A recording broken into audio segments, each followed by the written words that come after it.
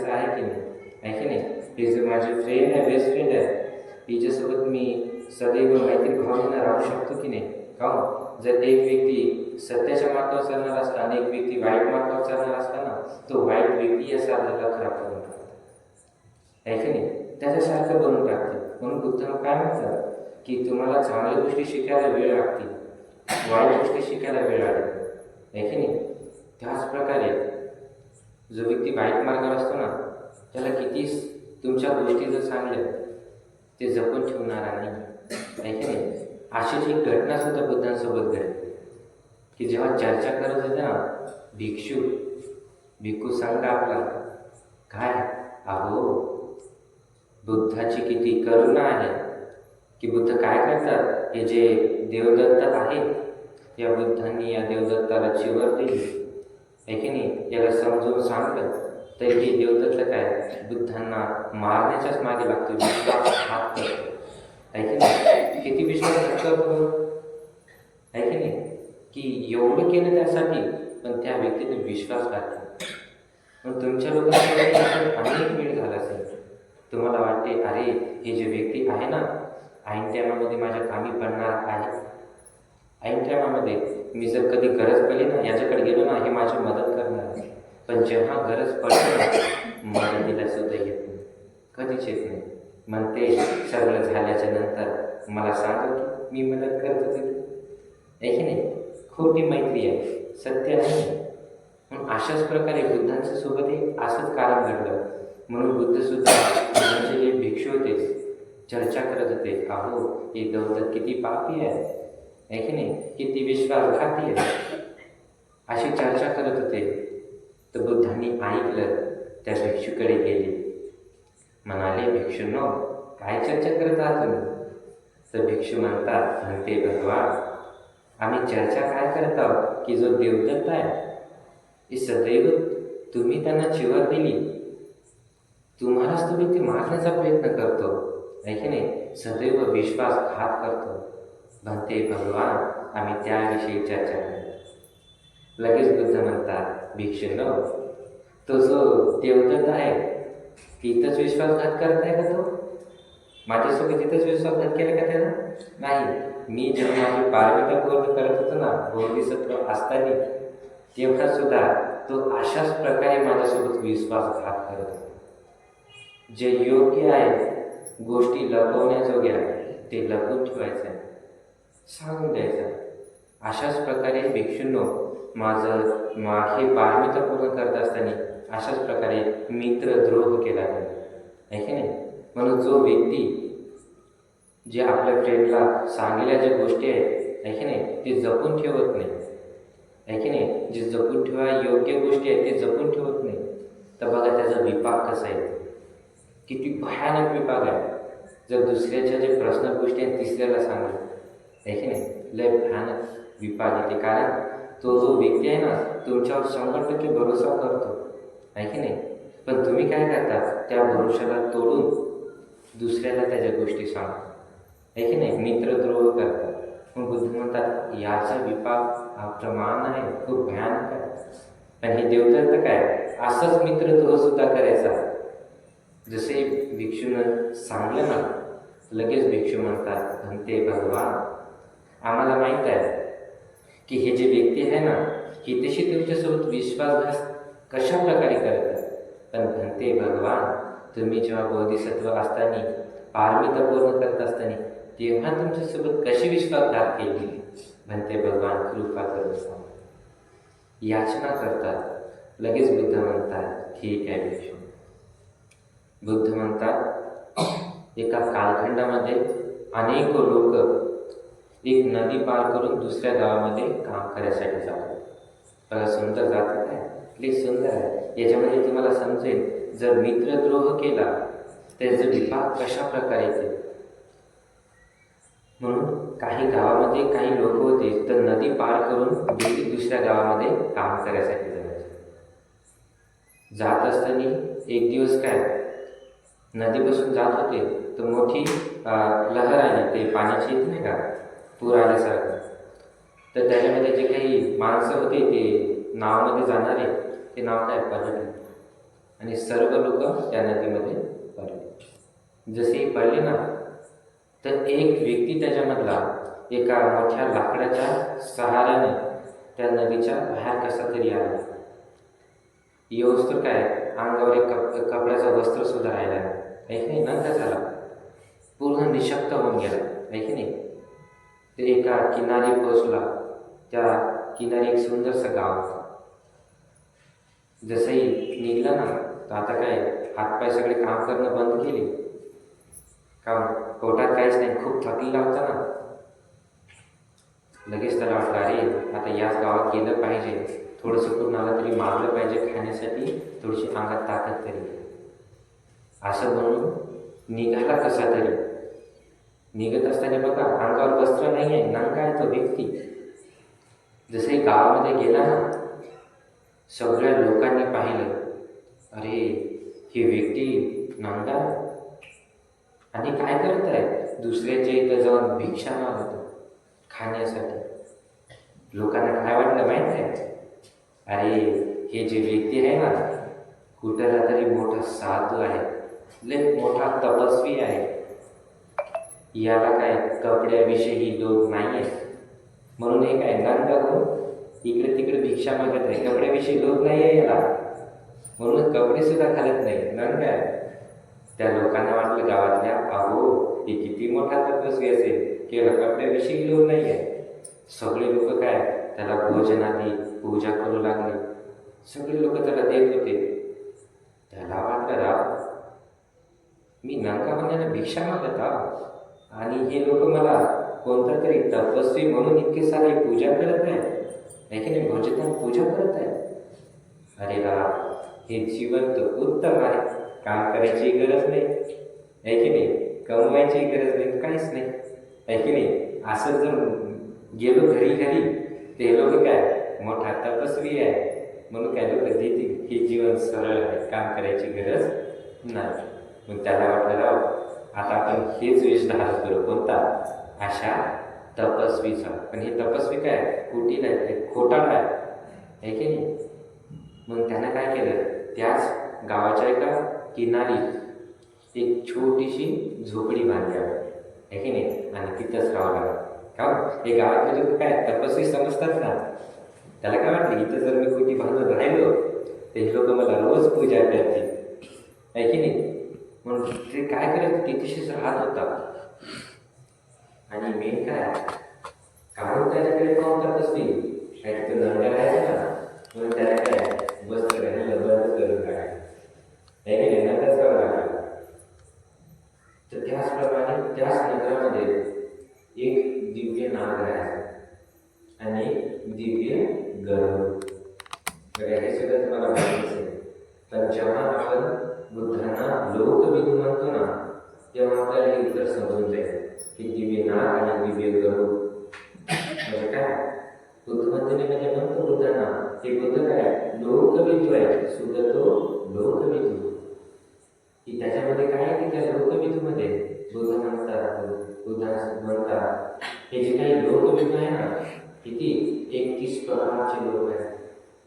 या 31 प्रकारच्या लोकांमध्ये मी स्वतः जाणलं ते कशा प्रकारे लोक आहेत आणि या लोकांमध्ये काम उत्पन्न होते, कशामुळे उत्पन्न होते, काय कर्म केल्याने. त्याच लोकांमधून हे 2 लोक आहेत. कोणते, नाग लोक आणि गरुड. हे 2 लोक त्या 31 प्रकारच्या लोकांमधून, एक नागलोक आणि गरुड. मग आपण बुद्धाने यासाठीच लोकविदू दिवस. पण हे तुम्हाला पण का माहीत नाही, कधी ऐकलंच नाही बुद्धांची बात. मग फर्स्ट टाइम ऐकत आहे ना, मग कन्फ्युजन होणारच आहे. पण डेली ऐकणारे जे लोक आहेत ना, त्यांना कन्फ्युजन होणार नाही. बुद्धांवर श्रद्धा आहे म्हणून त्यांना माहिती आहे, बुद्धांच्या मुखातून काही जरी निघलं ना, माझ्या हित करायचं, मग हे सुद्धा तुमच्या हित करायचं. तर त्याच नगरामध्ये हे दिव्य नाग आणि दिव्य गरुड हे 2 जण आहेत. ते हे दोघेही जणांना वाटायचं, तो जो तपस्वी आहे, अहो हे तपस्वी काय उत्तम आहे की नाही. पण उत्तम आहे का तो कुटील तपस्वी आहे, खोटाळा आहे. असं करत नाग आणि तो गरुड सुद्धा त्या तपस्वीकडे यायचे. एक दिवस तो गरुड जो होता त्या तपस्वीकडे गेला आणि म्हणाला तपस्वीला, अगो ते जे दिव्य नाग आहे ना, त्या दिव्य नागामुळे, त्यांच्या त्या कुळामुळे आमचे जे परिवारातले जे काही गरुड आहेत ना, अनेक जण मरतात. याचं रहस्य म्हणजे काय, की ते जे काही आमचे गरुड आहेत ना, आमच्या परिवारामधले, या नागाचा जेव्हा शिकार करतात, जेव्हा शिकार करत असताना काय या नागांना आपल्या पायाने उचलतात ना, तर त्यांच्या जास्तीत जास्त वजनामुळे ते नाग त्या गरुडाला पाण्यात घेऊन जाते. कारण वजन कोणाचं आहे जास्त, त्या नागाचं ना, म्हणून त्याला पाण्यात घेऊन जातात आणि ते गरुड काय त्या पाण्यातच डुबून मरून जातात. आमचे अनेक गरुड परिवारातले अनेक मेनच पाहिजे का शिकार करायला, मेनच पाहिजे. सांगत आहे तर बघा तो गरुड त्याला. तर याचं रहस्य काय, फक्त मला माहीत होण्यासाठी ऐकायचं. याचं रहस्य काय, हे तुम्ही काय करा, ते जे दिव्य नाग येते ना तुमच्याकडे, त्याला विचारा, मला सांग. आहे की नाही? लगेच तो तपस्वी म्हणाला, ठीक आहे, मी त्याला विचारतो आणि सांगतो. हे जसाही गरुड गेला ना, तर दिव्य नाग आला. जसंही दिव्य नाग आला ना, त्याला त्याच्यापाशी बसला आणि म्हणाला, ते तपस्वी त्याला, काय की असं मी ऐकलं की जेव्हा काही गरुड तुमचा शिकार करण्यासाठी येतात, तर काय तुम्ही तुमच्या वजामुळे ते पाण्यात जातात आणि ते तसेच मरून जातात. याचं रहस्य काय आहे? तो दिव्य नाग म्हणतो, हे रहस्य जे आहे मी सांगू शकत नाही कोणाला. जर सांगलं तर आमचा जो नागकुळ आहे ना, हे यांच्यासाठी मोठा खतरा आहे की नाही, मृत्यूचा खतरा, म्हणून मी सांगू शकतो. लगेच तो तपस्वी म्हणाला, नाही तुम्हाला सांगू शकतो, टेन्शन घेऊ नको काही, आहे की नाही. तरी तो दिव्य नाग म्हणतो, नाही मी सांगू शकतो, आणि वापस गेलो. दुसऱ्या दिवशी डबल आला, डबल त्याला तसंच म्हणते, रहस्य काय आहे सांग. तरी तो नाहीच म्हणतो. तिसऱ्या दिवशी तसंच, काल तर सांगा नाही, आज तर सांग रहस्य काय आहे. डबल म्हणतो, मी काही सांगू शकत नाही. मग डबल विचारतो तो तपस्वी, म्हणतो तू जे काही रहस्य आहे ना, ते रहस्य मी जपून ठेवू शकतो, आहे की नाही, कारण की मी तपस्वी आहे की नाही. मी कोणाच्या गोष्टी इकडल्या तिकडे करत नाही, आहे की नाही. तुझी जी गोष्ट आहे लपवण्या योग्य, ती मी लपवून ठेवणार, कोणाला सांगणार नाही. यासाठी तुला विचारत आहोत की मला माहीत असलं पाहिजे, मला थोडीशी जाणकारी असली पाहिजे, म्हणून मी विचारत आहे की नाही. लगेच तो म्हणतो, नागाला काय भरोसा येते ना त्याच्यावर आता, का की हे तपस्वी आहे, पण खोटी तपस्वी आहे, खोटा आहे, माहीत नाही, आहे की नाही. मग लगेच म्हणतो तो नाग, ठीक आहे, पण कोणाला सांगू नाही. लगेच तो नाग म्हणतो, ते जे गरुड असतात अज्ञानी, ते गरुड काय करतात, आमचा शिकार करण्यासाठी, आम्हाला पकडण्यासाठी येतात. पण जे अज्ञानी गरुड आम्हाला शेपटीकून न धरता मुडक्यातून धरतात आणि नेत असतात. पण डुबतात का, कारण की तेव्हा आम्ही काय करतो, आम्हाला माहीत आहे ते गरुड येत आहे आणि आम्हाला पकडून नेणार आहे, म्हणून आम्ही काय करतो, जे मोठमोठ्याने गोटे असतात ना, ते आम्ही निवडून घेत असतो, आहे की नाही. आणि ते गोटे काय खूप वजन असते त्याचं, आणि आम्ही जसं निवडून गेलो ना, तर ते पूर्ण पोटात असल्यामुळे ते गरुड काय करतात, मुडक्यातून धरतात आणि आम्हाला तसंच उचलून येतात. पण ते जे काही दगड आहेत पोटामध्ये, त्याच्या वजामुळे ते सर्व गरुड काय डायरेक्ट पाण्यामध्ये डुबतात आणि मरतात. तर लगेच तपस्वी म्हणतो, मग याचा काही इलाज वगैरे नाही आहे का. हो आहे. कोणता इलाज आहे मग. तो दिव्य नाग म्हणतो, त्या दिव्य नागाचं नाव आहे पंढरक नाग. आणि त्या आठवण आलं म्हणून सांगत आहोत, त्या तपस्वीचं नाव आहे अचैलक तपस्वी. अचैलक म्हणजे बिना वस्त्राचा, आहे की नाही, अचेलक तपस्वी. तो पंढरक नाग म्हणतो, ते जे अज्ञानी गरुड आहेत ना, ते काय करतात, आम्हाला मणिक्यातून धरतात. जर आम्हाला शेपटीतून धरलं ना, तर शेपटीतून धरल्याबरोबर ते जे काही मदत मोठमोठ्याने वजनाचे जे दगड आहेत ना, ते मुखाच्या द्वारे बाहेर पडून जातील आणि ते आम्हाला आरामशीर नेऊ शकतात, आहे की नाही. हे रहस्य त्या तपस्वीला सांगून देते. पण तपस्वी काय कुटील खोटा आहे की नाही. ते जसंही पंढरक नाग जाते ना, लगेच तो गरुड येते. लगेच तो गरुड म्हणते त्या तपस्वीला, अहो रहस्य माहीत झालं का? तो तपस्वी म्हणतो, होय माहीत झालं रहस्य, काय आहे ते.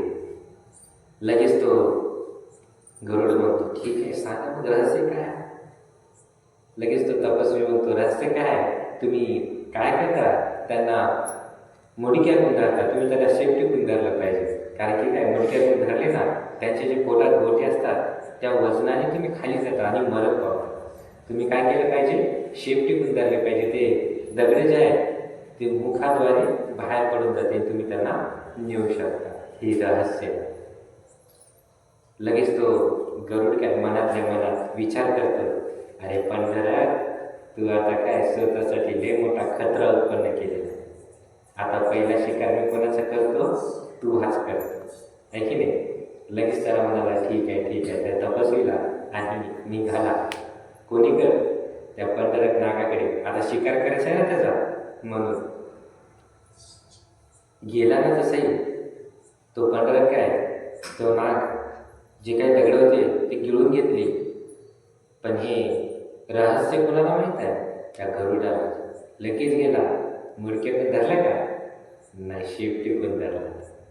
जसे शेपटीतून धरलं ना, ते जे काही दगड होते निगळलेले मुखाद्वारे सगळे पडले आणि नेलं उचलून. जसंही उचलून नेलं, त्या पंढरक नागला समजलं, अहो आपल्यासोबत काय झालं, विश्वासघात कोण केला, त्या कुटील तपस्वीनं. मला वाटलं तो कुटील तपस्वी काय ले ज्ञानी आहे की नाही, हुशार आहे काय की, पण तो कुटील तपस्वी आहे. अहो माझं लपवा योग्य जी गोष्ट होती लपवून ठेवली नाही. मित्र द्रोह केला, आहे की नाही, कोसू लागलं त्याला, आहे की नाही. जसे कोसू लागलं ना, हे जे काही रहस्य आहे हे त्यानंच याला सांग. म्हणून हे आज माझ्या मृत्यूचं कारण ठरलं, आहे की नाही. तुम्ही लोक कोणावर भरोसा करता, आहे की नाही. जसंही नुकसान झालं ना, बाप्पा त्याला दोष देतो. पण कसं आहे का बघा, जसंही हे पंढरक नाग काय त्याला दोष देत होता ना, तो गरुड म्हणतो त्या पंढरकला, अरे अज्ञानी, तू त्याला का शिवा देत आहेस, त्याची काय गलती आहे, गलती तुझीच आहे. तू जे आपली गोष्ट असते लपवण्याजोगी ते दुसऱ्याला सांगणे, हे कोणाला सांगत असतात का, पण नाही तू सांगलं. तू स्वतःसाठी तर मृत्यूचा द्वार उघडलाच उघडला, बाकी तुझ्या सर्व नागपुरांसाठी सुद्धा मृत्यूचा द्वार उघडला. का की कोणावर तू भरोसा केला, कोणावर, त्या खोटाड्यावर, त्या तपस्वीवर, आहे की नाही. 100% भरोसा दिला बघा त्याला, आहे की नाही. माझी जी गोष्ट आहे योग्य लपवण्याजोगी, ते लपवून म्हणून तू 100% त्याच्यावर भरोसा केला. गलती तुझी आहे, त्याची नाही, आहे की नाही. म्हणून तुला हे दुःख अनुभवत आहे, म्हणूनच आज तू मृत्यूच्या काठी आहेस. लगेच तो पंढरक नाग म्हणतो, गरुड, मला वाटलं नाही तो कुटील तपस्वी इतका असेल म्हणून, इतका खोटारडा असेल म्हणून, मित्रद्रोही असेल म्हणून मला वाटलं. म्हणून मी त्याला भरोसा करून मी त्याला सांगितलं, अहो मी खूप मोठी चूक केली, खूप मोठी चूक केली, त्याला सांग. त्याच्यामुळे आता मी मृत्यूच्या द्वारी चाललो, अहो खूप मोठी चुकी केली. लगेच तो पंढरक नाग म्हणतो, दिव्यनाथ, अहो गरुड, एकदाच मला क्षमा करा, करुणा करा, माझ्यावर एकदा करुणा करा, मला सोडून द्या, आहे की नाही. मला प्राण माझे सोडून द्या, मला एकदाच सोडून टाक. त्या गरुडाला लय करुणा आली, त्याच्याविषयी लय करुणा आली. लगेच खाली आणलं त्याला सोडून. जसंही सोडून दिलं ना, त्या पंढरक नागाला वाटला, हो ते मित्रद्रोह केला त्या व्यक्तीनं, त्या कुटील तपस्वीनं, लगेच हे गरुड सुद्धा म्हणतो, हे जे काही भरोसा असते ना, बेस्ट फ्रेंड का असणार, कोणी का असणार, लगेच ठेवायचं नसते. कारण ते कधी लोक घातक करतील सांगता येत नाही, आहे की नाही. मग आपण कोणावर ट्रस्ट करतो, आहे की नाही. आणि खूप घटना अशा घडल्या, कोणावर ट्रस्ट करतो, लगेच तो पंढरत नाग म्हणाला, होय तुझे बोला ना खरा सत्य. लगेच तो पंढरत नाग काय एका मनुष्याचं रूप करते आणि त्या तपस्वीकडे जाते. जशी त्या तपस्वीकडे जाते, म्हणते त्या तपस्वीला, अहो माझी जी योग्य होती लपवाजोगी गोष्ट ती तू लपवली नाही, तू दुसऱ्याला सांगून दिली, आहे की नाही. तू मित्र ध्रुव केला की याच कारणामुळे मला दुःखानुभव होत आहे की नाही. महादुःखानुभव झालं, मी मृत्यूच्या द्वारातून वापस आलो, महादुःखानुभव झालं की तुझ्यामुळे झालं. लगेच तो तपस्वी म्हणतो की तू जी गोष्ट सांगली हे बरोबर आहे, तुझी गोष्ट जी आहे मी त्याला सांगली, पण काळ सांगली, तुझ्याहून जास्त ते गरुड मला प्रिय होतं, तुझ्याहून जास्त, म्हणून मी त्याला ही गोष्ट सांगली. लगेच तो म्हणतो, तुझी हे लपवण्याची गोष्ट आहे ना, लपवली नाही, या कारणामुळे मला दुःखानुभव झालं, मी मृत्यूच्या द्वारातून वापस आलो, तुझ्यामुळे मला महादुःख झालं. हे सत्य आहे, या सत्याच्या बलाने तुझ्या डोक्याचे 7 तुकडे. बघा सत्यक्रिया कशी केली की तुझ्यामुळे तुझे मित्र द्रोह केला, योग्य आहे जी गोष्ट लपवायची होती ते लपवली नाही, आहे की नाही. हे सत्य आहे, याचमुळे मला दुःखानुभव झाला, महादुःख, मृत्यूच्या द्वारातून वापस आलो, हे सत्य आहे. या सत्याच्या बलाने तुझ्या डोक्याचे 7 तुकडे होते. जसे सत्यक्रिया केली ना, डोके एकदम फाटून गेले. जसे डोक्याचे 7 तुकडे झाले ना, डायरेक्ट दुर्गतीला गेले, नरकातच गेले. ही पूर्ण स्टोरी जी आपली बुद्धी आहे ना, त्या भिक्खू सांगायला सांगतात की भिक्षुक, तो जो देवदत्त आहे ना, जे तुम्हाला अशा प्रकारे मित्रद्रोह करत आहे, विश्वासघात करत आहे, तो इथंच करत आहे का, नाही, ती तशी सुद्धा त्याने माझ्यासोबत असंच केलं. काय, तो जो कुटील तपस्वी होता ना, कोण होता, हे देवदत्तच होता, आहे की नाही. म्हणून अशीच एक अनेक स्टोरी आहे. बुद्ध म्हणतात की जेव्हा एका हिमालयाच्या काठाला एक गाव होतं सुंदर, त्या गावामध्ये एक व्यक्ती राहत होता, शेतकरी. त्याच्याकडे 2 बैल होते. तो एक दिवस आपली बैल घेऊन आपल्या शेतामध्ये काम करत होते. भिक्षूनो, काम करत असताना काय, त्याचे जे बैल होते ते बैल काय सुटले आणि इकडे तिकडे पळता पळता एका जंगलामध्ये गेले. हे जो व्यक्ती होता शेतकरी, हे काय बैल पाहत पाहत त्या जंगलामध्ये गेला. जसे जंगलामध्ये गेला ना, तर काही दूर गेल्याच्या नंतर खूप वेळ झाला ना, सकाळची संध्याकाळ झाली ना, खूप वेळ झाला ना, तर त्याला खूप भूक लागली होती. जशी त्याला एक सुंदरसं झाड दिसलं, त्याच्यावर फळं दिसले ना, तो व्यक्ती लगेच त्या झाडावर चढला आणि तो फळं तोडून खात होता. पण त्या झाडाखाली विशाल मोठा खड्डा होता, विशाल मोठा खड्डा होता. जसे ते फळ तोडत होतं ना, ते फळ तोडता तोडता त्याचा जो काय बॅलन्स आहे बिघडला आणि त्या खड्ड्यामध्ये तो पडला. आणि त्या खड्ड्यामध्ये थोडंसं पाणी वगैरे होतं, म्हणून जास्त वगैरे काय लागले नाही आणि तो त्या खड्ड्यामध्ये पडला. असं करत करत काय आता त्या खड्ड्याच्या बाहेर सुद्धा निघू शकत नाही तो व्यक्ती, आहे की नाही. खूप हातपाय मारले त्यानं, पण निघूच शकला नाही. असं करत करत 1 दिवस झाला, 2 दिवस झाला, 3 दिवस झाले, बरेच दिवस झाले ना. आता काय पूर्ण शरीर काय एकदम थकलं, ताकद सुद्धा नाही राहिली बाहेर निघायची. मग काय त्याच खड्ड्यामध्ये बसला. मग काय करू शकतो, काहीच नाही. एक तर आहार सुद्धा नाही, आहे की नाही, आणि ताकद सुद्धा राहिली. मग त्या जंगलामध्ये काय एक बोधिसत्व वानर राहत. जसे तो वानर काय तो माकडाने काय जसे त्या खड्ड्यामध्ये त्याला पाहिलं ना, त्याला काय करुणा उत्पन्न झाली त्याच्यावर. ते खड्ड्यात पडलं ना, खूप निशक्तपणा झोपून गेला, त्याला करुणा जागली. जसेही करुणा जागली ना, त्या माकडाला वाटलं, वानराला, अरे मला याची मदत केली पाहिजे, आहे की नाही. जसे मदत करतो म्हटलं ना, तर काय केलं, एक येल वगैरे असते ना, ते येल वगैरे घेतला आणि त्या खड्ड्यामध्ये टाकलं. लय मुश्किलनं काय केलं, त्याला खड्ड्याच्या बाहेर लय मुश्किलनं, इतकं खड्ड्याच्या बाहेर काढलं, इतकं मुश्किलनं खड्ड्याच्या बाहेर काढलं ना, तो वानर सुद्धा थकून गेला.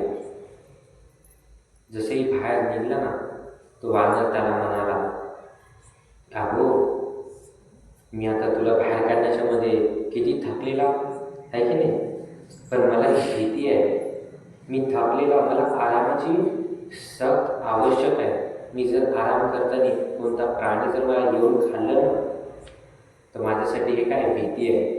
म्हणून मी काय थोडासा आराम करतो, तो लोक तू माझ्याकडे लक्ष दे. कोणाला सांगलं, ज्याला खड्ड्यातून काढलं का त्याला सांगलं.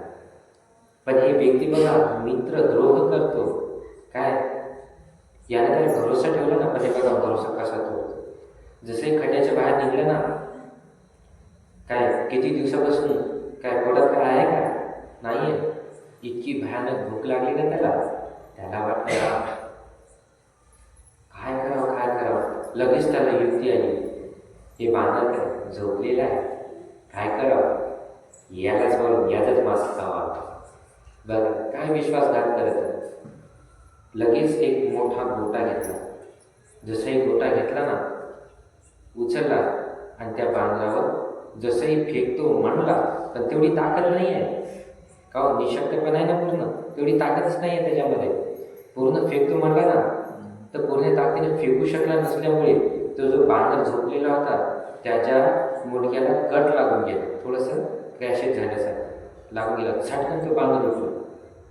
लगेच त्यानं पाहिलं, अरे याच्यावर मी भरोसा केला, यानंच माझा विश्वासघात केला.